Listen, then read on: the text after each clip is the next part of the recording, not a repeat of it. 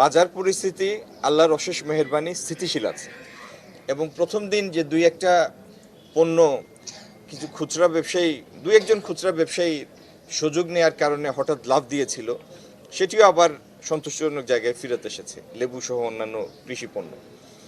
আর বাণিজ্য মন্ত্রণালয় যেসব পণ্য সাপোর্ট দেয় আমদানির মাধ্যমে বাজার স্থিতিশীল রাখার জন্য, সেইগুলি সহ কৃষি পণ্যের বাজার স্থিতিশীল আছে, চালের বাজার স্থিতিশীল আছে।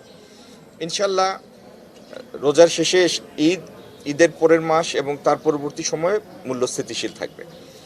আর কলকারখানার কথা যেটি আপনি বলেছেন, বিভিন্ন কারণে আমাদের টেরিফ রেজিমের মানে আমেরিকান টেরিফের কারণে একটা বৈশ্বিক একটা মন্দা আছে, এখন একটা ম্লান একটা মন্দা ভাব আছে বিশ্ব অর্থনীতিতে। বহু জায়গায় জিডিপির গতি স্লথ, রপ্তানির গতি স্লথ, যেটি গত 5 মাস যাবত আমরা কনজিকিউটিভ আমাদের একটা ডিক্লাইন আছে রপ্তানিতে। তো সেই সমস্ত বিভিন্ন কারণে অনেকগুলি প্রতিষ্ঠান কিছু চ্যালেঞ্জের মুখে আছে। তাদের বেতন ভাতা যেন ঠিকমতো পরিশোধ হয়, শ্রমিকরা যেন হাসি মুখে ঈদ করতে পারেন, এই জন্য যে ব্যবস্থা নেওয়া প্রয়োজন আমরা সেগুলি নিব। সংশ্লিষ্ট সবাইকে আমি আশ্বস্ত করছি, এই নিয়ে কারোর কোনো শঙ্কার কারণ নাই। ধন্যবাদ।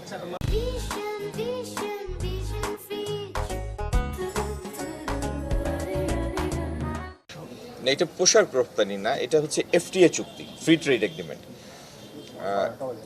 ভারতের সাথে ইউরোপিয়ান ইউনিয়নের ফ্রি ট্রেড এগ্রিমেন্ট, আরও অনেকগুলি দেশের সাথে তাদের ফ্রি ট্রেড এগ্রিমেন্টের কাঠামো মানে পর্যায়ক্রমিক আলোচনা চলছে।